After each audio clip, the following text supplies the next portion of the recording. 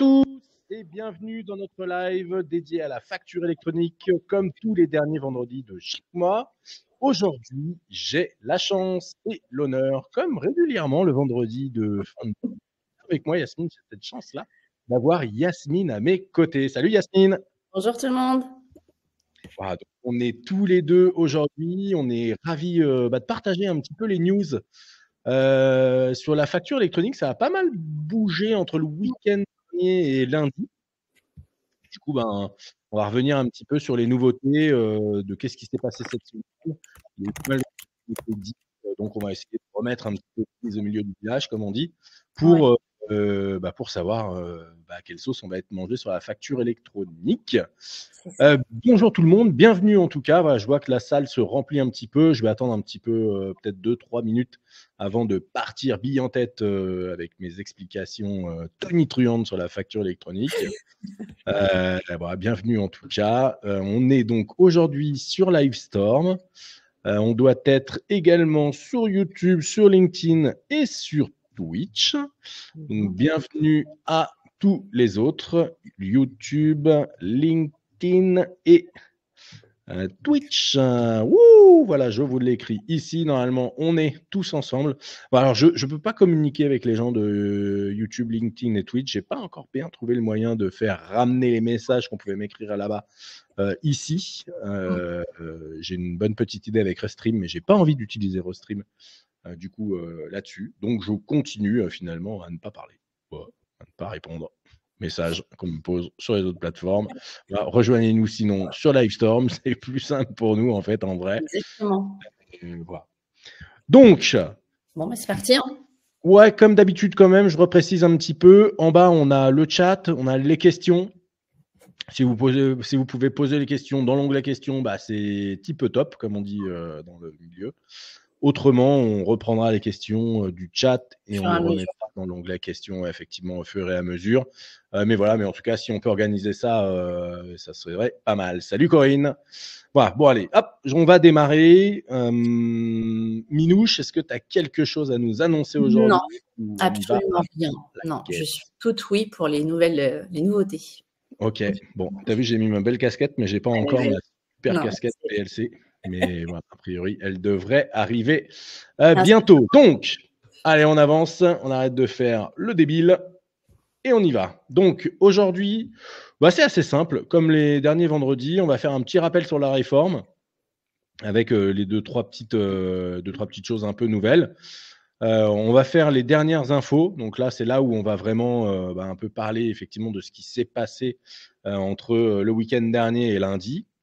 Et ensuite, on va procéder à une petite étape, comme d'hab, de questions et de réponses. Donc, n'hésitez pas, on les garde un peu pour la fin. Maintenant, si toutefois, Yas, tu vois quelque chose de hyper urgent, surtout n'hésite pas à nous couper. Et moi, je n'hésiterai pas non plus à te couper. On va faire donc un petit rappel sur la réforme sur la facture électronique. Alors, la facture électronique, c'est quoi? Aujourd'hui, je pense qu'on l'apprend à plus personne, bien que je vois qu'il y a des gens qui sont connectés que je n'ai pas l'habitude de voir. Donc, on ne sait jamais, on va quand même continuer à discuter là-dessus. Mais la facture électronique, c'est quoi? Eh bien, tout simplement, c'est une réforme qui est mise en place du coup par le gouvernement, qui est posée sur un calendrier qui va être progressif. Tout ne commence pas à une date fixe. Il va y avoir des mises en place qui sont décalées dans le temps, aussi en fonction de la situation dans laquelle vous êtes. Alors, pour être très clair, MGE, PME, TPE et ainsi de suite, voilà, par rapport à votre société. Et du coup, cette réforme va commencer à s'appliquer à partir de l'année prochaine, en septembre 2026. Donc, si on reprend le calendrier, on va avoir ici des choses en septembre 2026, en septembre 2027. Là, je vous ai mis un truc assez flagrant, fake, en gros comme ça, un peu annonce. Alors voilà, c'est justement ce qui s'est passé la semaine dernière. On y reviendra, mais on ne sait plus trop maintenant ce qui se passe en septembre 2027. Donc, c'est un peu le bazar. On va essayer de recombiner et de savoir pourquoi finalement. Je pense, après ça n'engage que moi, qu'au final, ça sera toujours septembre 2027. Donc en tout cas, le calendrier, il reste inchangé, septembre 2026 pour les grandes entreprises et les ETI. Donc on l'a mis, effectif supérieur à 5 000, chiffre d'affaires supérieur à 1 milliard d'euros pour les grandes entreprises. Les ETI, effectif 250, 5 000, chiffre d'affaires inférieur à 1,5 milliard d'euros. Voilà, donc entre 50 millions, on va dire, et 1,5, puisque la PME, on le voit, c'est effectif inférieur à 250 ou CA inférieur à 50 millions d'euros de chiffre d'affaires. Donc voilà un petit peu pour les 3 grandes rubriques. Alors dans les PME, on englobe aussi tout ce qui est TPE et ainsi de suite. Donc c'est une réforme qui touche le B2B uniquement, donc les entreprises, et qui donc dit qu'en septembre 2026, les grandes entreprises, les ETI, devront pouvoir recevoir des factures au format facture électronique. Alors, il y a pas mal de formats, mais on entend surtout parler d'un format qui s'appelle FactureX, mais ce n'est pas le seul.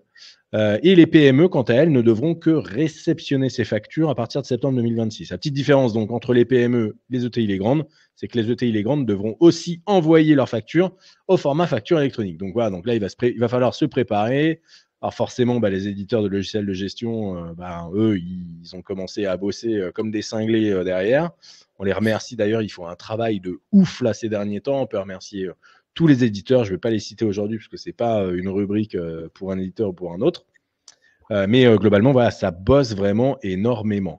Ensuite, en septembre 2027, là, c'est tout le monde. D'accord ? Donc, on prend les PME aussi et on leur dit, monsieur, madame la PME, merci d'émettre vos factures au format facture électronique. Et donc, c'est là qu'il va y avoir un petit changement, peut-être sur septembre 2027, mais on y reviendra. On va parler un petit peu des avantages de la facture électronique. Alors, les avantages, il y a des avantages pour l'entreprise et pour l'État. Ce qui nous intéresse aujourd'hui, c'est surtout les avantages pour l'entreprise. Les avantages pour l'entreprise, ils sont simples et ils sont clairs. Gain de temps, fiabilité, paiement rapide. Alors pourquoi ? Tout simplement parce qu'on va passer par des systèmes informatisés qui vont communiquer automatiquement les uns avec les autres, peu importe le logiciel que vous avez. Et ça va être ça la grosse nouveauté. Donc, pour certaines entreprises, on a déjà l'habitude, on parle notamment d'EDI, d'échange de données informatisées. Ça va se généraliser en fait avec la facture électronique. C'est un peu le sens que l'on veut donner à cette réforme, de se dire que peu importe le logiciel de gestion qu'on utilise, il va y avoir des automatismes qui vont être créés entre l'émission, la réception de la facture et du coup qui va avoir un impact significatif sur la fiabilité des données qu'on va renvoyer dans les différents systèmes. Et également, du coup, ça va avoir un impact aussi significatif sur le paiement. Forcément, quand on envoie sa facture et qu'elle est réceptionnée et traitée plus rapidement par l'entreprise en face, potentiellement, on va pouvoir la payer à échéance. Le paiement avant l'échéance, on n'y croit pas. Enfin, je ne vois pas d'intérêt, en tout cas, payer une facture avant échéance, sauf avoir de l'escompte.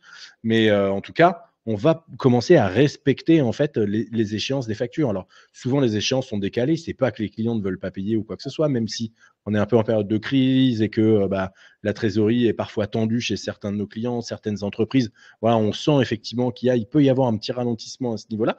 Mais bien souvent, le fait de ne pas être payé, c'est simplement je n'ai pas reçu ma facture ou elle n'est pas traitée, elle est en cours de validation, la comptable n'est pas encore passée dessus. Il va y avoir pas mal aussi de choses comme ça qui font que il va y avoir un gain, un temps qui va être plus long aujourd'hui face à un temps qui va être beaucoup plus rapide après l'avènement de la réforme sur la facture électronique. Et du coup, ça, c'est une très bonne chose pour les entreprises. On va s'occuper un petit peu de l'État aujourd'hui, on va se mettre à leur place, les pauvres. Eux, globalement, ce qu'ils vont y gagner, c'est une vue en temps réel sur les entreprises et surtout la TVA. On ne l'apprend à personne, il y a une fraude à la TVA qui est énorme en France et d'ailleurs en Europe, ce qui fait que la facture électronique, c'est aussi une réforme qui n'est pas que française, qui se veut être européenne et même qui va bien plus loin que les frontières de l'Europe. Et l'idée en fait de tout ça, c'est pas de fliquer les gens, hein. L'idée c'est pas de fliquer les entreprises ou quoi que ce soit, mais c'est juste de faire en sorte que les gens jouent le jeu. C'est hyper important. Aujourd'hui, comme je disais, on est en période de crise. Si on ne joue pas le jeu, effectivement, avec son petit fournisseur, ses petits clients ou quoi que ce soit, c'est vite le bordel. Et globalement, bloquer des paiements auprès de fournisseurs ou quoi que ce soit, il y a des boîtes qui ont le dos pas suffisamment solide pour pouvoir encaisser 90, 120, 150 jours de retard sur des factures. Et du coup, ça les empêche de progresser et même parfois, ça les tue en fait, quoi. Donc là, l'idée, c'est vraiment d'avoir une vue en temps réel. Déjà, est-ce qu'on respecte bien les règles du jeu ? Voilà, le cadre est posé. Et ensuite, est-ce qu'on respecte aussi les règles du jeu avec l'État ? Donc, vous le savez, il y a un système de TVA en France qui fonctionne de deux façons. TVA sur les débits, TVA sur les encaissements. Alors, sur les débits, il n'y a pas tellement de questions. Dès qu'on reçoit une facture, la TVA est exigible de fait. Ce TVA sur les encaissements, c'est un peu plus compliqué. L'exigibilité de la TVA, elle se fait au paiement. Il y a aussi des notions de livraison et ainsi de suite. Donc, il peut y avoir quelques complexités là-dessus. Ce qui fait que la TVA, c'est tellement complexe en France que parfois, on décale un petit peu les paiements de la TVA. Et le fait de décaler, à nouveau, ça, c'est à nouveau des rentrées d'argent qui ne sont pas effectives dans les caisses de l'État. Et aujourd'hui, on le sait, c'est pas comme si tout était florissant. Et a priori, au niveau des caisses de l'État, on a quand même besoin d'oseille. Donc, on va les récupérer de l'oseille où il y en a. Il y en a dans les entreprises. Les entreprises, elles ne sont pas là pour gruger. Ce n'est pas du tout ce qu'elles veulent. Juste, elles font avec les moyens qu'on leur donne. Et aujourd'hui, le fait de mettre en place cette réforme, c'est leur donner un moyen aussi d'aller plus vite et surtout d'automatiser tout ça. Aujourd'hui, la TVA, c'est une galère pas possible à mettre en place.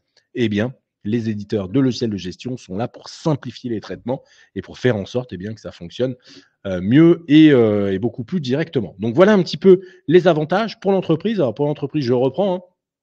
On avait dit gain de temps, fiabilité, paiement rapide. Voilà, donc, en gros, on va simplifier le traitement de la facture ou des factures, en tout cas pour les entreprises. On va voir comment après. Et du coup, pour l'État, comme on simplifie pour l'entreprise, on simplifie aussi directement les démarches de l'État, vues en temps réel et TVA. Donc, voilà un petit peu pour les avantages. Maintenant, il va y avoir du job, d'accord, à faire en 2025. Alors, je parle que de 2025, mais globalement, on va jobber en 2025, 26 et 27 pour mettre en place cette fameuse réforme. Alors, en fonction d'où vous vous situez au niveau de la réforme, est-ce que vous avez tout en 2026 ou une partie en 2026 et l'autre partie en 2027 ? Mais en tout cas, il va falloir bosser dans vos logiciels de gestion. Alors, vous ou effectivement, plutôt des boîtes comme BLC, qui nous, on vous accompagne quotidiennement dans la gestion de votre entreprise, en tout cas au niveau des logiciels, vous le savez, mais en tout cas notre rôle, ça va être de vous aiguiller, de faire en sorte de vous faire comprendre que le planning, il est quand même relativement serré et qu'il faut pas trop tarder à venir bosser là-dessus. Donc voilà, c'est pour ça que des fois, Yasmine peut vous embêter au téléphone, mais même je suis certain que Yasmine n'embête jamais personne au téléphone. Mais c'est vrai que parfois, on se veut être un peu insistant sur certaines préconisations logicielles qu'il faut mettre en place, tout simplement parce que 2025, ça va vite. On est déjà aujourd'hui fin mars. On a déjà cramé 3 mois de l'année 2025 et on n'a pas fait, nous, globalement, ce qu'on s'était dit comme objectif sur notamment les migrations, les mises à jour de version et ainsi de suite. Donc, alors pas que nous, on ne veut pas, mais tout simplement que ça traîne effectivement un petit peu chez les clients.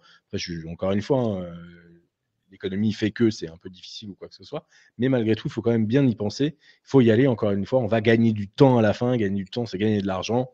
Donc, voilà, il faut y aller. Donc, en tout cas, ce qu'il faut faire en 2025 pour se préparer à la facture électronique, il y a pas mal de petites tâches. La première, c'est déjà, on commence toujours par faire un audit, d'accord ? J'ai un système d'information, c'est beaucoup plus complexe que de savoir dans quoi je fais ma comptabilité. Voilà, j'ai vu, par exemple, qu'il y avait Grégory avec nous aujourd'hui. Les logiciels comptables, c'est son dada.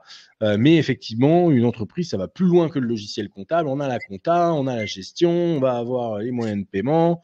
Il va y avoir énormément de choses qui vont venir avoir des impacts en fait significatifs sur toute cette réforme. Parce que la réforme, elle ne couvre pas que la comptabilité. Elle couvre en gros globalement tous les processus de gestion de la boîte. Parce que s'il y a un logiciel de facturation qui vient me balancer des écritures en compta qui sont pas normées et que du coup je ne peux pas récupérer les informations dont j'ai besoin pour la TVA, les informations dont j'ai besoin pour mes fournisseurs, pour mes clients et ainsi de suite, pareil, c'est le bordel. D'accord, ça n'a pas fonctionné. Du coup, les intervenants ne vont pas pouvoir communiquer les uns avec les autres. Et du coup, vous allez globalement, vous faire chier avec tout ça. Donc, on fait un audit. D'accord ? L'idée, c'est de savoir, voilà, on prend en revue tous les process, tous les modules qui sont touchés par les changements. Et on vous dit, voilà, on met le doigt sur les petits trucs. Et on vous dit, voilà ce qu'il faut faire. Il y a ça, ça, ça. Après, vous êtes libre de vous dire, OK, Sylvain, moi, il n'y a pas de problème, il y a ça, ça, ça, je m'en occupe. Franchement, moi, ça me fait plaisir. On peut continuer comme ça. Et si toutefois, effectivement, vous avez envie d'être accompagné, eh bien, c'est là qu'on intervient et c'est là qu'on vous accompagne. En tout cas, l'audit, c'est vraiment les prémices de cette réforme sur la facture électronique. Ensuite, le nettoyage de bases de données. On le sait, aujourd'hui, les logiciels, il y en a pour certains qui tournent depuis des années, effectivement, chez eux, dans leur système ou quoi que ce soit. Et le temps fait qu'on a quand même bien souvent pas mal de caca dans les bases de données. Et tout ça, il va falloir le nettoyer. Aujourd'hui, des bases de comptabilité des clients que l'on tient, pour lesquels sur les clients et les fournisseurs, on n'a pas l'adresse, pas le numéro de SIRET, pas le code NAF, enfin voilà, où on n'a pas grand-chose, bah, il y en a beaucoup plus que ce que vous pouvez l'imaginer. Voilà, tout simplement parce que bien souvent en comptabilité, on n'a pas besoin de ces informations-là. C'est souvent des informations qu'on stocke dans le logiciel de gestion, parce que pour envoyer une facture à un client, bah, c'est plutôt pas mal d'avoir et son adresse mail et son numéro de SIRET, parce qu'il y a quand même des obligations à respecter au niveau de la facture quand on envoie une facture. Mais au niveau de la compta, on s'en fout de tout ça. Donc globalement, en compta, on retrouve un code tiers bien souvent et un RIB, parce qu'il va falloir lui faire un virement à notre fournisseur. Et ça s'arrête là. Mais ça, demain, c'est plus possible. Donc, pareil, nettoyage de base de données, on met à jour le fichier client, fichier fournisseur, on met à jour aussi les paramétrages dans les différents logiciels. Je vise pas un logiciel plus qu'un autre, hein. Tous les logiciels sont concernés, il faut les paramétrer et ainsi de suite. Et du coup, bah voilà, il va falloir bosser un petit peu sur le nettoyage. Ensuite, la mise en forme des factures pour la conformité. On est en train, avec Nicolas, que vous connaissez, mon associé, de vous faire un petit récapitulatif, alors logiciel par logiciel déjà, pour parler par exemple de la facture électronique chez Sedge, qu'est-ce qui se passe, enfin Sedge je sens, parce que Sedge, vous savez, c'est large. La facture électronique chez Pennyline, qu'est-ce qui se passe, la facture électronique sur 750, qu'est-ce qui se passe, et ainsi de suite, ainsi de suite. On va vous faire des petites pages qui seront claires et que tout le monde pourrait réutiliser en fonction de leurs besoins, en fonction des logiciels sur lesquels ils se situent. Ensuite, on est en train de faire pareil des petites vidéos sur chacun des champs qu'il va falloir ajouter à la facture. Alors, vous savez, aujourd'hui, une facture, quand on envoie un client, c'est déjà normé, il faut le numéro de SIRET, numéro de TVA intracommunautaire, il y a pas mal de conneries à mettre dessus. Et bien tout ça, ça s'allonge encore un petit peu. Il va y avoir de nouvelles informations qui deviennent nécessaires et obligatoires pour la facture électronique. Et du coup, bah, quand la réforme va tomber, alors soit septembre 2026, soit septembre 2027 pour le moment, eh bien, il va falloir se mettre en conformité et donc faire apparaître ces fameux champs directement sur la facture. Donc, bah, pareil, ça, il va falloir bosser un petit peu là-dessus. Je vous ai mis un petit site, alors j'ai pas mis le lien, je suis un peu idiot, mais voilà, on a weconomy.gouv.fr, entreprise, facture, mention obligatoire. Bam, si vous allez là-dessus, vous allez pouvoir tout retrouver. Et du coup, bah, à vous de le mettre en conformité. Ou bien, si jamais vous ne vous sentez pas capable ou que ça vous gonfle, eh ben, on peut être là aussi pour vous accompagner là-dessus. D'accord? Donc déjà, audit, nettoyage, mise en conformité. Donc déjà, 3 jobs. Et globalement, le quatrième, qui n'est pas le moindre, pas des moindres en tout cas, la mise à jour de votre solution de gestion. On en parle peu. On parle peu de la mise à jour. On en parle, nous, en tout cas, beaucoup avec nos clients. Alors, beaucoup quand ils sont notamment sur des versions on-premise, mais pas que. On ne pense pas. Alors, souvent, l'argument du SaaS, c'est de se dire qu'il n'y a plus de mise à jour et ainsi de suite, parce que tout est automatique. C'est vrai, mais c'est pas complètement vrai. Parce que bien souvent, un logiciel en mode SaaS, il est souvent couplé à un autre logiciel avec du développement et ainsi de suite. Et du coup, bah, quand un logiciel en mode SaaS se met à jour, il faut quand même bien vérifier que le développement soit toujours compatible entre les deux versions de logiciel, que les API n'aient pas changé. Enfin voilà, il y a des petits tests en tout cas à faire. Il ne faut pas pousser une mise à jour comme ça, comme un fou, et se dire allez hop, je pousse le vendredi soir et lundi matin, c'est reparti mon kiki. Des fois, ça ne part pas si vite. Voilà. Donc, pareil, mettre à jour la solution de gestion, ça s'anticipe. On ne fait pas n'importe quoi. Voilà, ça arrive. Aujourd'hui, pour parler de version, en tout cas, des logiciels que l'on fait, alors on a Sedge 100, alors que vous soyez en version SPC, donc c'est-à-dire SaaS de Sedge, ou en version on-premise, c'est-à-dire installé sur un serveur ou sur un poste, en tout cas beaucoup plus natif. On est en V11 aujourd'hui, d'accord? Donc la V11, c'est vraiment la version qui nous permet de nous connecter au PDP de Sedge et qui va bientôt nous permettre de nous connecter aux autres PDP, du coup, toutes les autres qui ne sont pas Sedge. Pour les versions de Pennyline, c'est pareil. Pennyline aujourd'hui, alors mise à jour automatique, c'est un logiciel en mode SaaS, donc il y a un peu moins de coûts, on va dire, de mise à jour là-dessus. Donc pareil, ça peut être un argument aussi pour vous. Le SaaS, on n'y pense pas suffisamment. En tout cas, aujourd'hui, je trouve, on a beaucoup de clients qui ne sont pas dans le SaaS. Malgré tout, il peut y avoir un très fort impact dans le SaaS. Les mises à jour, encore une fois, elles vont se déployer plus ou moins automatiquement. Je fais référence à ce que je disais avant. Attention quand même, quand on a des développements spécifiques, ben on fait gaffe, quand on pousse, en tout cas nous c'est notre job, on revient regarder, bien vérifier que tous les liens se sont bien faits et que les interfaces qu'on ait pu produire entre deux solutions de gestion, ben, elles ne se ramassent pas parce qu'on ait fait une mise à jour d'un logiciel. Voilà, ça arrive trop souvent, on ne fait pas souvent attention à ça, en tout cas pas nous, mais d'autres, pour justement faire attention. Voilà. Donc en tout cas, la mise à jour de la solution de gestion, hyper important. J'ai encore rencontré des clients cette semaine. Je me souviens plus qui, mais je me souviens de la version. Il m'a dit qu'il était en V7. Je trouvais ça genre dingo de chez dingo. Aujourd'hui, on est en V11. Alors souvent dans le monde 7, on dit jusqu'à 3 versions. 2 versions, ça va. 3 versions, il faut changer. Là, V7, V11, ouais, on est un peu plus de 3 versions. Donc le logiciel a quand même maintenant date un petit peu et ainsi de suite. Voilà, il faut vraiment passer sur les nouvelles versions. Donc V11 et pourquoi pas en profiter également à passer sur SPC. D'accord, sur la version SaaS.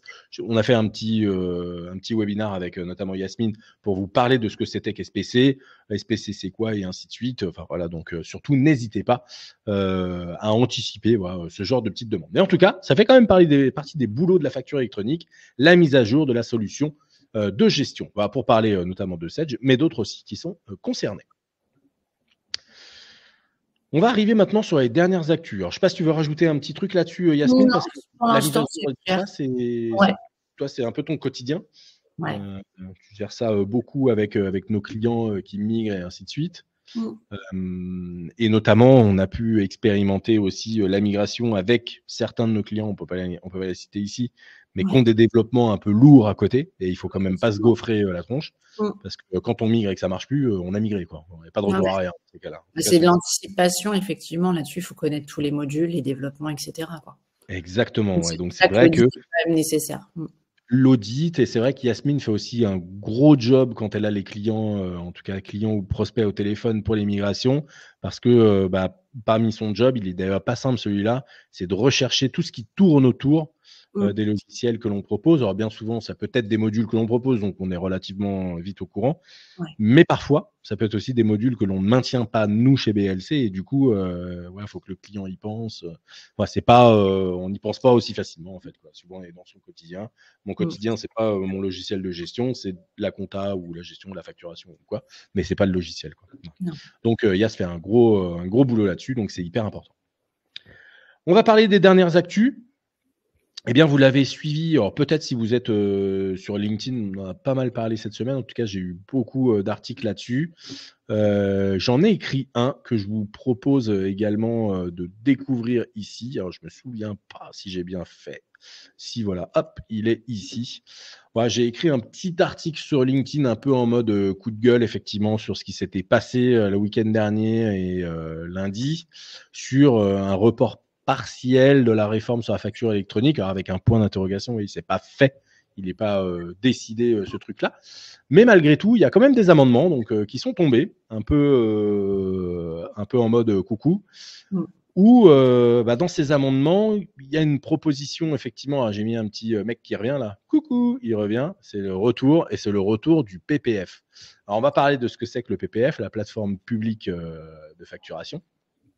Mais voilà, en tout cas, cet amendement, il vise justement, alors encore une fois, les TPE, les PME, à décaler une partie de la facture électronique. Alors c'est là où c'est un peu con à mon sens, mais une partie de la facture électronique, à savoir l'émission de la facture, non plus en septembre 2027, mais en septembre 2028. Voilà. Donc rien n'est passé, rassurez-vous. Je pense d'ailleurs que ça n'ira pas au bout pour des raisons assez financières. Mais en tout cas, voilà, on a cette actualité qui est tombée cette semaine, des amendements pour septembre 2028. Alors, qu'est-ce que ça veut dire exactement? Alors, vous le savez, depuis quelques temps maintenant, l'État avait dit non, finalement, les éditeurs bossent à mort, nous, on ne sera jamais prêts avec notre PPF, on abandonne, les éditeurs, globalement, vont faire le job et c'est très bien comme ça. Donc, il nous restait les PDP et il nous restait, vous, les clients et les fournisseurs, qui alliez en gros communiquer des factures les uns avec les autres. Et d'ailleurs, nous aussi, puisqu'a priori, on facture aussi nos clients et on reçoit aussi des factures de nos fournisseurs. Donc ça, c'était plutôt pas mal, ça nous allait plutôt bien. Le calendrier était bien posé, septembre 26, septembre 27, et du coup, ça allait. Et puis là, hop, on va dire un peu retour arrière. L'État nous reparle à nouveau de son PPF en nous annonçant qu'il aimerait bien quand même mettre une plateforme publique un peu dans le jeu, surtout une plateforme gratuite. Voilà, et du coup, pour moi, cette plateforme gratuite, elle est complètement illusoire parce qu'aujourd'hui, je pense qu'il n'y a pas une boîte en France qui va se servir globalement d'un portail sur lequel il doit aller déposer sa facture. Enfin bref, tout faire manuellement. Je trouve ça complètement con en 2025 et donc encore plus en 2026, 27 et 28 de garder des tâches manuelles pour facturer globalement ses clients. et que du coup, ben, c'est de la fausse gratuité parce que derrière, on va nous parler ensuite d'automatisation ou quoi que ce soit. Peut-être certainement, on va nous questionner sur soit du développement spécifique si on a besoin d'en faire, soit sur du développement natif en mode no-code ou quoi que ce soit. Mais tout ça, c'est toujours l'intervention d'un petit bonhomme chez nous. Et ce petit bonhomme, il a toujours un coût. Et du coup, bah, la gratuité, on voit que c'est une gratuité assez relative. Donc voilà, donc l'État en tout cas reparle de ça. Rien n'est fait encore aujourd'hui. Et je pense que d'ailleurs, ça ne sera pas décalé parce que bah, y a un enjeu quand même majeur de récupérer de la fraude à la TVA. On parle de plusieurs milliards quand même d'euros en jeu. Donc, bon, a priori, je pense que les milliards sont importants et que du coup, l'État va conserver en fait le calendrier qui est le sien. Voilà, maintenant, il essaye de rassurer un petit peu. Ouais, il y a pas mal d'électeurs qui sont notamment aujourd'hui pas servis de logiciels. Et du coup qui doivent s'équiper. Et c'est peut-être pour eux, à mon avis, qu'il y a ce genre de débat aujourd'hui. Il faut savoir que la gratuité, je pense qu'on va la vivre quand même avec la facture électronique parce que tous les éditeurs se sont mis en mode je veux être PDP. On parle de Sage, Pennyline qui sont des gros éditeurs. On peut parler de Cegid, on peut parler de BP, c'est Cegid aujourd'hui.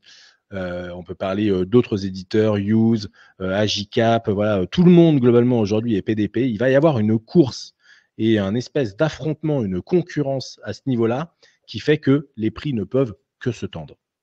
Les éditeurs de logiciels, ils vont pas pouvoir mettre des prix complètement débiles autour de leur PDP parce que autrement ils ne seront pas sélectionnés. Et d'ailleurs, on voit que tous les éditeurs que je vous ai cités, en tout cas beaucoup parmi eux, on parlait notamment de Use, on parle de Sage, on parle de Pennyline, on parle d'Agicap. Agicap, je suis moins sûr, j'ai pas entendu de communication là-dessus, du coup je le retire un peu de mon truc, mais je pense que oui quand même.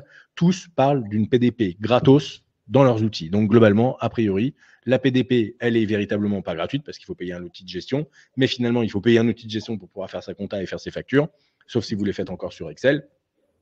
Mais voilà, pour tous ceux en tout cas qui ont un outil de gestion, bah, ça va pas être plus cher en tout cas que ce que vous payez aujourd'hui, et donc on peut parler de gratuité aussi relative effectivement, mais on peut parler de gratuité. Donc voilà un petit peu ce qui s'est passé cette semaine. Je sais pas si c'est bien clair pour tout le monde.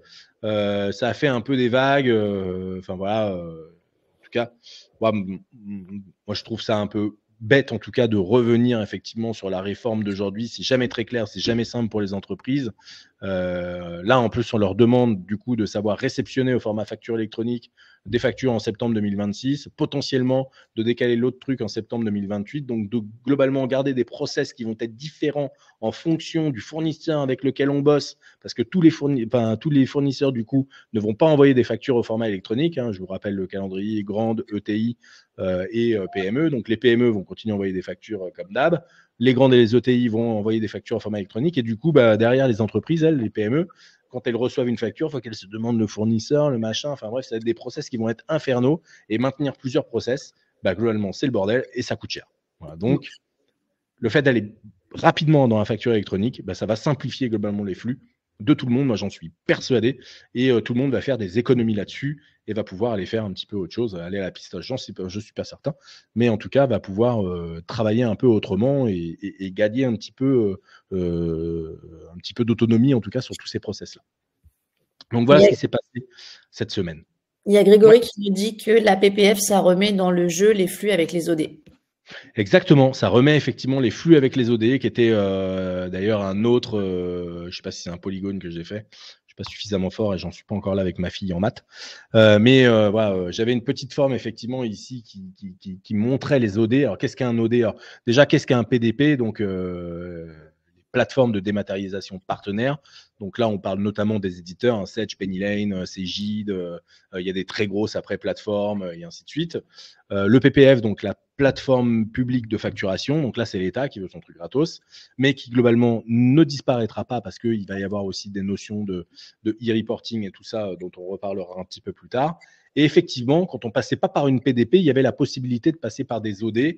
Mais voilà, aujourd'hui, le système d'OD, il est un peu tombé en l'air. Donc là, ça remet encore un peu un truc dans la machine. Mais toutefois, l'amendement n'est pas définitif. Donc voilà. Donc effectivement, ça remet les OD en circulation. Maintenant, des OD, il ne doit pas y en avoir beaucoup. En tout cas, ceux qui s'étaient présentés comme voulant être OD, j'en ai un en tête, c'est Dext. Je ne sais pas s'il a décidé finalement d'être PDP, on pourra aller voir là en live ou quoi que ce soit. Mais ouais, c'est l'un des exemples, par exemple, où certains acteurs avaient dit « je ne veux pas être PDP », parce que être PDP, ça coûte des ronds. Et c'est pas simple, en plus d'avoir l'agrément. Donc du coup, ils s'étaient contentés, et c'est déjà un peu chiant, j'imagine, d'être OD. Mais voilà, la réforme avait fait que, effectivement, les OD ayant été éliminés du jeu, bah, peut-être qu'ils étaient partis un peu sur d'autres horizons. Et là, on les remet à nouveau dans le jeu. Donc, voilà, encore une fois, je trouve que c'est une bêtise. Ça ne fait que repousser toujours ce qui est inévitable et ce qui, globalement, va un peu être bénéfique pour tout le monde. Je pense vraiment que cette réforme, elle est bénéfique pour tous, pour les entreprises, pour l'État, bien sûr. Et l'État, il faut qu'il récupère son oseille s'il a besoin de le récupérer. Idem pour les entreprises, qu'elles gagnent de l'oseille ou quoi, mais surtout que les process soient simples et qu'on n'ait pas 50 process à gérer dans sa comptabilité parce que ceci, parce que cela. Voilà. Je ne sais pas s'il y a d'autres questions, Maïa. Non, toujours pas. Ok, donc voilà un petit peu les nouveautés qui se sont passées là cette semaine. Sinon après, globalement, pas beaucoup d'autres choses effectivement hormis ça. C'est déjà pas mal, je trouve. C'est déjà une petite semaine mouvementée là-dessus. J'ai cru qu'on allait revivre le report de la facture électronique la première fois qu'on l'a vécu. Mais c'est pas pour encore. Mais voilà, donc a priori, c'est toujours dans la tête de certains qui se disent que le retour du PPF peut être une bonne chose. Moi, je ne pense pas, mais encore une fois, je n'ai pas la science infuse. Voilà. Donc, on arrive à la partie questions-réponses. Soit sur la partie légale, soit d'ailleurs tout. Je ne sais pas pourquoi j'ai marqué partie légale ici. Je ne m'en souviens pas trop. J'ai un autre truc ici. Ah non, pardon, c'est pas d'autre truc. Hop, je reviens. Donc voilà, si vous avez des petites questions, des petites réponses, il y en a une. Il y en a une. Alors, c'est Corinne qui dit quand on a le client qui a un PDP et le fournisseur a son propre PDP, comment ça se passe? On devra se connecter en fonction du fournisseur ou du client? Ouais, effectivement. En fait, chaque entreprise va sélectionner une PDP au minimum avec lesquelles elle va bosser. Du coup, les choix semblent assez natifs. Maintenant, je pense qu'il y aura certainement des situations qui feront que ça ne sera pas si natif que ça. Mais en tout cas, quand on est sur Sedge, il semble intéressant de sélectionner la PDP de Sedge. Quand on est sur Pennylane, la PDP de Pennylane. Quand on est sur Conto, la PDP de Conto. Je ne vais pas toutes les citer comme ça, mais vous avez pigé globalement l'idée. Et que du coup, par exemple, quand on a un client qui bosse sur Pennylane, je vais prendre, que le fournisseur travaille sur Sedge. En gros, ce qui va se passer, c'est que donc, chacune de ces deux entreprises vont souscrire à la PDP, en tout cas vont s'inscrire à la PDP Sedge et Pennylane. Et en fait, ces PDP, elles vont se mettre en relation grâce à ce qu'on appelle un annuaire qui va être publié par l'administration, qui devait être publié en octobre, en mois de mars, pardon. Alors, on n'est que le 28, on n'est pas encore le 31, mais j'ai encore l'impression qu'on va prendre un petit peu de retard là-dessus. Mais en tout cas, voilà, normalement, c'est un annuaire donc, qui va permettre en fait au PDP, comme un annuaire téléphonique, en fait, tout simplement. Alors, je pense que ça va être un petit peu plus compliqué qu'un numéro de téléphone, mais qui va permettre, par exemple, à la PDP de Pennylane de dire, tiens, moi j'ai une facture, je l'envoie. Et le client à qui j'envoie la facture, lui, il est enregistré comme étant la PDP de Sedge. Et la PDP de Sedge, son numéro de téléphone, c'est 07 00 00 00 00. Et ils vont s'appeler tous les deux. Alors, je schématise, c'est un peu plus complexe que ça, je pense, dans les tuyaux.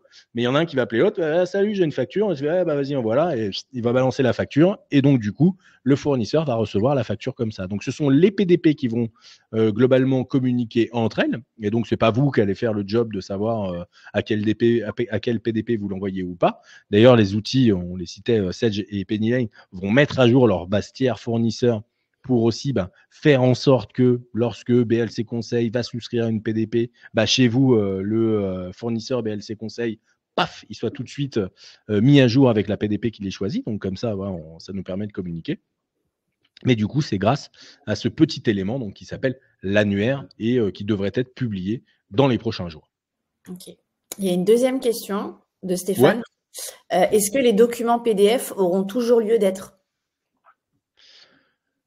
Hop là, attends, je démarre la question. Est-ce que les documents PDF auront toujours lieu d'être? pense que oui, parce que ce qu'on recevra quand même malgré tout, facture électronique, c'est quoi? C'est un PDF qui est accompagné en fait d'un fichier XML qui sera en fait relu par les machines. Donc on aura toujours ce fameux PDF quand même malgré tout. En plus, on est quand même aujourd'hui dans un process où il y a encore des gens qui impriment des factures. Ça existe aussi, hein, donc il n'y aura pas que des notions informatiques quand on recevra une facture. Il y aura un document qu'on pourra visualiser. Il y aura un document aussi, pourquoi? Parce que aujourd'hui, il y a aussi des workflows de validation qui sont en route dans les entreprises sur qu'est-ce que j'achète, comment j'achète, est-ce que je valide ou quoi que ce soit. Et aujourd'hui, tous ces workflows, ils s'appuient sur un document en fait PDF. Donc, on va toujours continuer à créer ce fameux PDF et à pouvoir se l'envoyer les uns les autres. Simplement, on ne s'enverra plus par mail en fait. Je pense que c'est simplement le moyen de communication qui changera et non pas le document. Le document, il reste, il sera accompagné d'un format spécifique XML ou autre, mais en tout cas, il sera accompagné de ce fameux fichier qui pourra être en fait la facture, mais en mode informatique. En gros, c'est le robot qui va se lire son petit truc. Donc, c'est du XML, donc c'est un peu moins compréhensible qu'une facture PDF. Mais du coup, c'est simplement le moyen de communication qui va changer entre fournisseurs et clients. Voilà, on ne va plus s'envoyer des emails, on va simplement appuyer facturer et le client final va recevoir une information comme quoi il a bien reçu une facture de BLC ou quoi que ce soit. Attention toutefois, la facture électronique, je ne l'ai pas dit d'ailleurs tout à l'heure, mais ça ne concerne pas tout le monde. En France, ça ne concerne que les entreprises qui sont assujetties à TVA. Donc attention, quand on fait, je pense à des travaux de rénovation ou quoi que ce soit, quand on passe par des artisans ou quoi, il y en a parfois qui ne sont pas soumis à TVA. On peut aussi fonctionner avec des boîtes américaines, des boîtes chinoises ou quoi que ce soit. Là, attention, hein, ça ne va pas changer leur mode de fonctionnement. Ils ne sont pas régis et soumis à la facture électronique. Donc, a priori, ils ne vont pas communiquer par ce biais-là. Okay. Voilà, j'espère que j'ai bien répondu à la question. Il y en a encore une autre, Corinne. Ouais. Comment ça se passe pour les entreprises en cours de création, car elles n'ont pas encore de SIRET? Ouais, bonne question, Corinne. Après, attends, hop, je refous juste le truc dans les questions. Hop, comme ça nous permet de le suivre. C'est parti, mon kiki. Alors, normalement, les phases de création, elles ne durent pas non plus des années. Et effectivement, là, je n'ai pas tout à fait la réponse pour répondre à Corinne. Je ne sais pas à quel moment on va choisir, en fait, le PDP. Est-ce qu'on le choisit au moment de la création? Est-ce qu'on le choisit au moment où on a un logiciel de gestion? Ça, je ne sais pas trop. Je sais qu'il y a eu un petit... comment dirais-je, un petit pourparler ces derniers temps où Conto, je sais, pour ceux qui sont sur Conto, tout le monde n'y est pas, mais balance des messages en mode coucou, on est PDP, c'est gratos, inscris-toi, et il y a déjà un bouton aujourd'hui pour s'inscrire.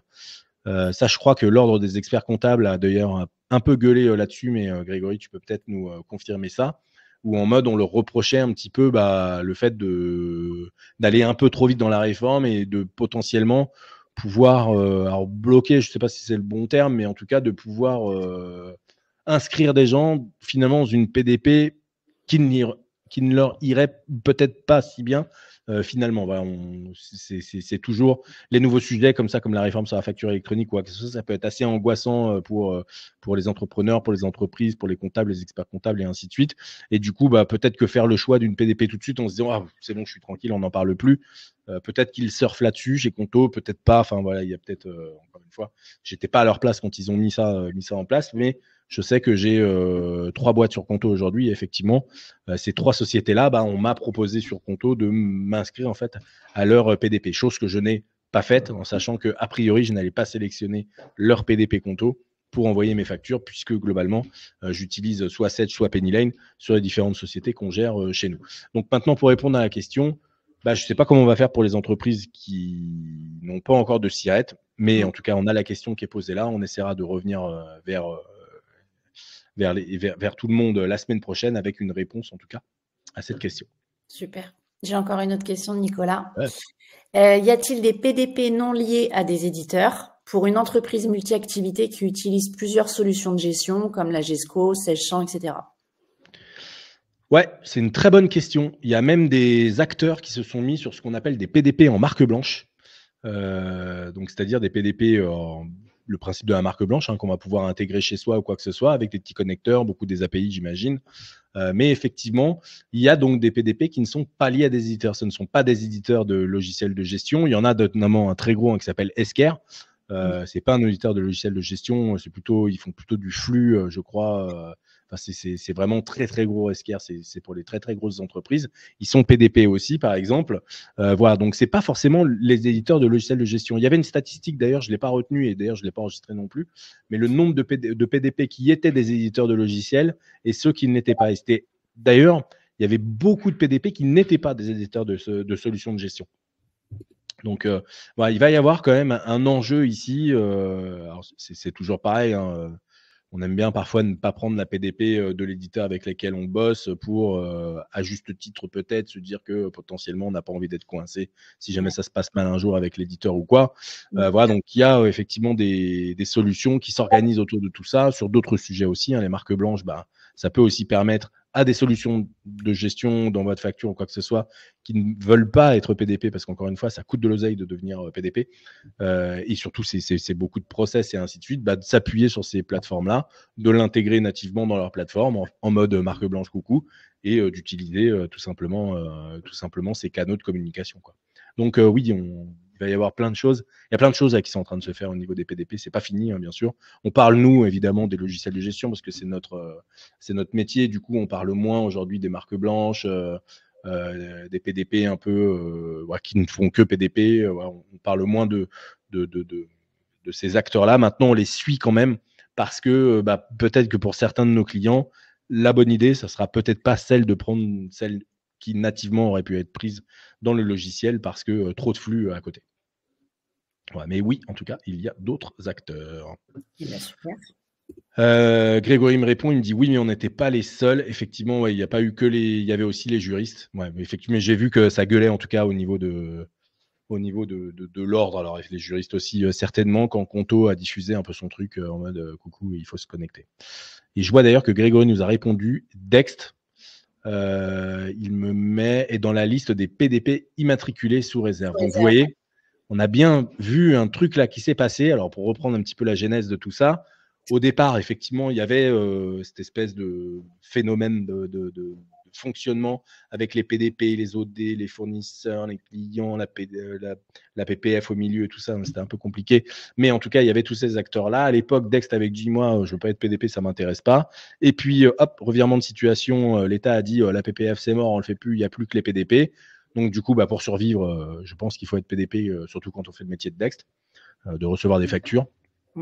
Et du coup, voilà, ils se sont a priori mis dans la file d'attente des PDP immatriculés. Donc, comme quoi, il n'y a pas, en général, il n'y a pas trop de questions à se poser, quoi. En tout cas, si on veut survivre, il faut continuer à bosser dans le sens qu'on nous donne. Et là, revirement de situation. Donc, ils doivent être un peu dégoûtés chez Dext. En tout cas, si jamais vraiment le PPF revient, je pense qu'ils vont avoir des petits yeux, quoi. Christine qui demande, est-ce qu'il ne faut pas attendre du coup de faire la mise à jour des logiciels par rapport à ça? Par rapport à quoi? Je pense qu'elle parlait surtout des marques blanches quand on expliquait effectivement qu'il n'y avait pas de raison pour l'instant, qu'on attendait encore un petit peu. Ouais, en tout cas, aujourd'hui, on le sait déjà. Enfin, c'est même pas une question de mise à jour de logiciel ou quoi que ce soit. Choisir une PDP, c'est pas la version du logiciel qui va faire en sorte qu'on va choisir plutôt cette plutôt qu'une autre. On s'en fout de ça. C'est ce qui va vraiment nous indiquer globalement de quoi se servir. C'est plutôt, à nouveau, hein, je reviens au tout départ de ce webinaire, mais c'est l'audit, quoi. En gros, qu'est-ce qu'on fait? Quels sont les flux dans mon entreprise? Est-ce que mes factures proviennent tous d'un seul outil? Est-ce que parfois ils préviennent de plusieurs outils? On a ce cas-là. Hein. Enfin, il y a des fois des boîtes qui ont un site web marchand et de la vente directe et de la vente comptoir. Enfin, voilà. Et donc, du coup, énormément de canaux de diffusion de factures. Qu'est-ce qu'on fait dans ce cas-là? Est-ce qu'on prend une PDP plutôt qu'une autre? Voilà. Donc ça, il faut vraiment en fait auditer ce cadre-là parce que il faut pas se gourer en fait dans ce qu'on fait. Parce que je pense que alors on l'a encore jamais vécu, donc du coup, ça va être, c'est compliqué à répondre à la question, mais je ne sais pas comment on va faire demain quand on va avoir souscrit à une PDP, si on se rend compte finalement qu'on s'est gouré et qu'on va aller en souscrire chez une autre. Voilà. Ça, c'est un peu le chaînon, le maillon qui manque à la chaîne, de se dire, quid de je me suis gouré, je veux faire marche arrière, je veux aller dans une autre PDP. ou quoi que ce soit, sachant qu'on a déjà fait fonctionner du coup la première PDP, qui est venue déjà historiser et donc stocker et faire effectivement soit des factures que j'ai envoyées, soit des factures que j'ai reçues. Comment ça se passe sur la reprise justement de ces documents? Est-ce qu'il y a une reprise possible? Est-ce qu'il y a une communication? Pas de communication? Là, franchement, j'ai pas la réponse. Je pense qu'on est beaucoup trop en amont pour savoir ça, mais effectivement, c'est un enjeu. En tout cas, on bosse nous conjointement avec Sedge, on développe pas pour eux, hein, mais en tout cas, on est dans ce qu'on appelle les early adopters, en tout cas de la facture électronique. Donc, on se branche déjà, nous, à la PDP Sedge. On communique déjà nos factures de Sedge à Sedge, parce qu'il n'y a pas l'annuaire encore, n'est pas encore disponible. Donc, du coup, on peut faire que du Sedge à Sedge. Mais ça marche déjà dans nos outils. On n'a pas le droit de vous le montrer encore aujourd'hui, donc c'est pour ça que je ne voulais pas montrer. Et voilà, comme on signe les documents aujourd'hui et qu'on est un peu contraint à ne pas les montrer, du coup, je ne peux pas vous montrer ça. Mais voilà, en tout cas, voilà. Donc, non, je pense qu'il ne faut pas attendre pour faire la mise à jour de ces logiciels parce que, à nouveau, ça dépend en quelle version on est. Si on est en V10, passer en V11, bon, voilà, en l'occurrence, Christine, je la connais, elle est sur Sedge, donc je parle de Sedge. Oui, là, effectivement, il y a peu de sens. Maintenant, si jamais on est en amont de la V10, bah, il n'y a pas les outils qui nous permettent déjà de mettre à jour la facture électronique. Donc oui, on peut attendre pour se dire qu'on va faire une bonne économie de ne pas mettre à jour aujourd'hui en V11 et qu'on remettra que la V12 peut-être l'année prochaine ou quoi que ce soit. Mais au final, je pense que c'est une fausse économie parce qu'on perd du temps. Du temps, c'est précieux. Nous, on va avoir peu de temps, on a beaucoup de clients à mettre à jour. Et si tous nos clients ont la même réflexion, bah, globalement, on ne pourra pas mettre tout le monde à jour. Donc, oui, et c'est vraiment les réflexions que j'ai finalement au quotidien quand j'appelle effectivement les clients pour cette mise à jour. C'est en soi, on va attendre, on n'est pas prêt, le budget n'est pas là, etc. Ouais, le budget, c'est autre chose. Le budget, on ne peut rien faire pour. Hein. Oui, budget, après, non, mais bien sûr, oui. On ne va pas le générer, nous, dans les entreprises. Ouais. Mais effectivement, il faut penser en fait plus loin. Effectivement, il y a de la mise à jour. Si la mise à jour, la prestation ou quoi que ce soit, c'est chiant, bah, on envisage le SaaS. Ouais, on envisage le SaaS. On migre sur le SaaS. Le SaaS fait que bah, globalement, il n'y a plus de mise à jour. Nous, nos clients qui sont sur SPC ou sur Pennylane, par exemple, ou je sais pas, sur Sedgeactive, ou sur Intact, ou sur Agicap, enfin voilà, on va dire un peu tous ces logiciels-là, ils n'ont pas de coût de mise à jour. Il n'y a plus de mise à jour. Ils sont dans le SaaS, effectivement. Par contre, nos autres clients qui sont historiquement sur la version on-premise de Sedge, ben, on n'a pas d'autre choix en fait que d'aller installer la mise à jour, migrer les bases de données, migrer les documents. Enfin voilà, il y a du boulot à faire là-dessus. Donc le boulot, ben, encore une fois, hein, c'est nous des petits bonhommes qui se déplacent chez vous. Et du coup, ben, le petit bonhomme, il a un petit coup. Et c'est ce qui fait que voilà, c'est pas gratos. Mais donc, du coup, si c'est une véritable question, bah, on prend le biais du SaaS. En tout cas, on l'imagine. On peut l'imaginer ensemble. Il y a pas, ça nécessite pas un achat ou quoi que ce soit. On peut déjà y réfléchir et discuter ensemble. Déjà, est-ce que ça marche pour vous? Et si toutefois, après, c'est pas problématique. Aujourd'hui, mettre à jour du Sedge, il faut 1 à 2 journées. Enfin, voilà, on n'est plus comme en i7 ou quoi que ce soit, quand c'était une horreur à mettre à jour ou quoi, ou caisse. Sedge sait que globalement, c'est chiant les mises à jour et il aimerait beaucoup qu'il n'y en ait plus. Sur la version primaire, encore une fois, c'est pas possible. Mais du coup, il développe quand même autour de ces prestations de mise à jour des outils qui font qu'on gagne énormément de temps. Aujourd'hui, convertir une base de données, je vous prie de me croire que c'est plus le même temps que c'était il y a quelques années. Je parle pas il y a 10 ans, il y a 3-4 ans, quoi.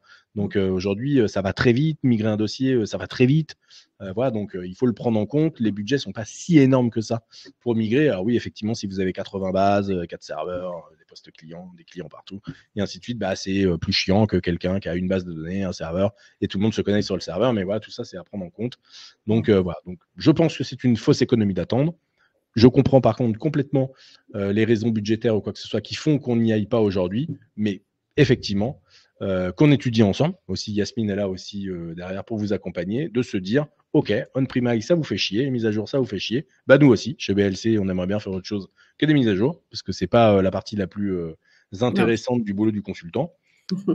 Et du coup, bah, on imagine autre chose ensemble. Voilà, une migration vers le SaaS ou quoi que ce soit, hein, sans aucun problème à étudier. On sera ravis en tout cas de vous accompagner là-dessus. Ok. Je sais bien, Christine, que ce n'était pas pour parler d'économie, mais oui. Voilà, parce que c'est souvent des choses que l'on entend en fait avec Yasmine. Oui, c'était globalement, c'était pas par rapport à vous, mais c'était plus global sur les questions quotidiennement que j'ai. Mais en tout cas, il faut être à jour. Comme je disais tout à l'heure, Sedge, il y a une vieille, comment on appelle ça, pas une rumeur, mais une espèce de truc qui traîne, quoi, où on dit que 2 versions, ça va, 3, c'est trop, quoi. C'est comme le Python, mais C'est en version de Sage. Du coup, 2 versions de Sage, on peut attendre encore. Moi, je suis en V9, il y a la V11. Et encore qu'aujourd'hui, sur la V9, il n'y a pas les outils. C'est un peu biaisé ce que je vous ai dit. Sur la V9, il n'y a pas les outils de connexion PDP, des outils pour mettre à jour les bastières et ainsi de suite. Donc, du coup, bon, quid de se poser la question. Mais V9, V11, ça a du sens de passer en V11. Si on est en V10, passer en V11, oui, effectivement, je trouve qu'il n'y a pas tellement de sens et que ça vaut le coup d'attendre la V12 et qu'on passera en mise à jour en V12. Bien qu'il y a des outils qui sont disponibles un peu plus sur la V11 que sur la V10. Et si on est postérieur à la V10, enfin, faut pas du tout postérieur à la V9, pardon, il ne faut pas du tout se poser de questions, quoi. Enfin, là, il faut y aller. Pas du tout. Ouais. Donc voilà un petit peu pour ça. Okay. Du coup, plus de questions, plus de réponses. J'étais ravi de répondre à toutes ces petites questions. C'est cool, on en a eu pas mal aujourd'hui. Bah ouais, je pense que c'est bien tout le monde, ça. Ouais, du coup, les petites actus, retrouvez-nous. Discord, YouTube, LinkedIn aussi, je vous ai partagé un post. Vous pouvez vous abonner à mon profil ou au profil de BLC. Vous le retrouvez. On communique pas mal dessus, notamment tout ce genre de nouveautés. C'est plutôt sur LinkedIn. Sur Discord et YouTube, on est plutôt. Alors, Discord, c'est communauté. Du coup, c'est une plateforme, c'est une communauté d'utilisateurs de logiciels de gestion. C'est la première plateforme d'utilisateurs de gestion francophone. Effectivement, voilà, une plateforme d'entraide. On a un problème, on y va un peu comme à l'époque les forums, ça existait sur Internet. Je sais pas si ça existe encore aujourd'hui, mais voilà, en tout cas, aujourd'hui, on est sur Discord. Donc, notre plateforme, elle est là-dessus. On en a plusieurs, une pour la gestion, une pour le CRM. Donc surtout, n'hésitez pas, voilà, inscrivez-vous sur Discord, vous allez voir, c'est très sympa. En plus, vous allez arriver dans le monde du gaming. C'est très ludique comme plateforme, ne vous inquiétez pas. Pour ceux qui ont peur parfois de changer d'outil, on n'utilise pas Teams, vous savez, chez BLC, on essaye de faire un peu pas comme tout le monde, pas parce qu'on a envie de pas faire comme tout le monde, mais parce qu'on trouve que les outils, Microsoft, on va pas le dire, mais on trouve que c'est de la merde. Mais les outils comme Teams ou quoi, nous, on n'a pas du tout envie de travailler là-dessus, donc on s'est dit que Discord, c'était plutôt bien, très très grosse communauté d'entraide. Les gamers sont les premières personnes à vous le prouver. Et enfin, une autre plateforme, YouTube. Du coup, là, c'est plutôt format vidéo. Bien sûr, YouTube, je l'apprends à personne. Et donc là, c'est plutôt tuto vidéo, où on vous explique les petites astuces sur Sage, sur PennyLane, sur les autres outils. On vous fait des petites démos également, des questions, des réponses à tout. Enfin voilà, en tout cas, on essaye de communiquer énormément sur les logiciels qui sont les nôtres. On ne fait pas tous les logiciels, mais on essaye en tout cas de publier pas mal d'éléments là-dessus. Je vous mets les deux liens pour ces deux plateformes-là. Comme ça, vous pouvez nous rejoindre. Du coup, hop, YouTube, c'est ici. Et il me manque Discord. Hop, hop, hop, elle est là. Et c'est parti, mon kiki. Voilà, là, ici, on a la plateforme Discord, la plateforme YouTube. Vous pouvez nous rejoindre. Ça nous fait plaisir. Si vous êtes sur YouTube, abonnez-vous, un petit pouce, c'est super top pour notre chaîne. Ça ne nous permet pas de vivre. On n'est pas des YouTubeurs et on ne gagne pas des millions à YouTube. On gagne 0 avec YouTube. Mais en tout cas, ça nous fait toujours un petit kiff de faire grossir la chaîne. Et il y a beaucoup d'échanges. J'ai beaucoup de messages sur les vidéos qu'on publie. Du coup, ça prend un peu de temps à y répondre, mais c'est vraiment très cool en tout cas d'avoir une autre communauté aussi sur YouTube du coup. Donc voilà pour nos petites actus, pour nos plateformes. Et puis voilà. Il me reste plus qu'à vous dire merci. Merci pour votre présence aujourd'hui, pour l'écoute. J'espère que j'ai essayé d'être clair sur la facture électronique. Alors pour certains, on parle de facture électronique maintenant depuis 2023, Yas. 2023, c'est ça, septembre 2023. Ouais, c'est ça, septembre 2023, on a commencé cette rubrique des derniers vendredis du mois. Donc pour certains qui nous suivent peut-être depuis septembre 2023, eux, ils sont chauds comme la braise au niveau de la facture électronique. Pour d'autres, c'est peut-être un peu plus nouveau. Voilà, en tout cas, l'idée, c'est il ne faut pas être inquiet, il ne faut pas s'inquiéter. La réforme, c'est quelque chose de bien, même si ça nous fait évoluer nos logiciels de gestion et ainsi de suite. Parfois, on peut en avoir marre un petit peu de mettre à jour, ce que je comprends parfaitement, mais malgré tout, la réforme, pour moi, c'est une bonne chose pour les entreprises. Elles vont nous permettre de simplifier nos processus, elles vont nous permettre d'aller plus vite dans la gestion de nos traitements de factures et ainsi de suite, de nos paiements et tout ça, et elles vont nous permettre globalement d'aller faire autre chose et de donner plus d'importance à notre travail au quotidien, et du coup, encore une fois, à gagner de l'oseille. Hein. Enfin, quand je fais attention à mes comptes, mes rubriques, ma trésorerie, quand je gère ma trésorerie plus, parce que j'ai plus ma compta à faire ou quoi que ce soit, bah, tout ça, ça me permet peut-être de faire des placements en plus, et ainsi de suite, de gérer des comptes à terme ou quoi. Alors, je donne plein d'exemples à la fin.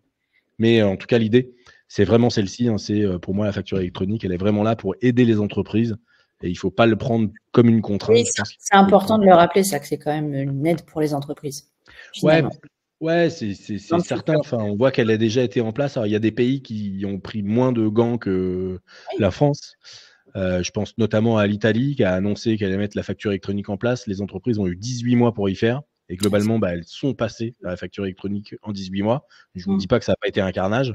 Mais voilà, il y a eu énormément de mouvements de logiciels vers un autre, de churn, comme on appelle ça dans notre métier. Mais toutefois, bah, ça a été un choix des entreprises, ça a été un choix de l'État aussi, du coup. Et aujourd'hui, bah, voilà, ils sont beaucoup plus en amont de phase que nous. Et du coup, bah, ils gagnent beaucoup de temps, je pense, au quotidien par rapport à nous.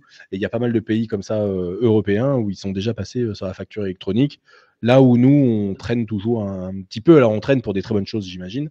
Mais on traîne quand même un petit peu toujours. Voilà. Donc, ne le mettons pas de côté, ne voyons pas ça comme une contrainte. On avance ensemble, on est là pour vous accompagner. Si vous avez la moindre question, vous savez où nous trouver. Yasmine, moi c'est Sylvain, et après il y a toute l'équipe de BLC. On n'est pas deux chez BLC, on est à peu près une trentaine. Mais voilà, surtout, n'hésitez pas. Et il ne me reste plus qu'à vous souhaiter un très bon week-end. Bon week-end à tous. La semaine prochaine. Merci Yasmine en tout cas pour aujourd'hui. Avec plaisir. Bisous, ciao. Tout le monde, bisous, bisous, ciao.